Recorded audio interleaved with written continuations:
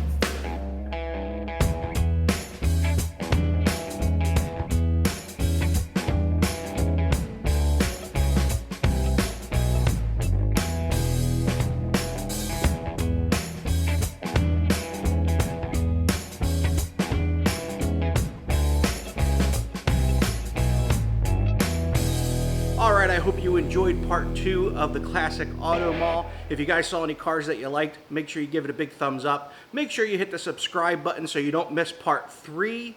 And if you liked any of the cars on this video and you want to learn more about them, make sure you check out the link in the description below for the Classic Auto Mall. All their cars are there, all the inventory. You can learn a lot about these cars, but stick around for part 3.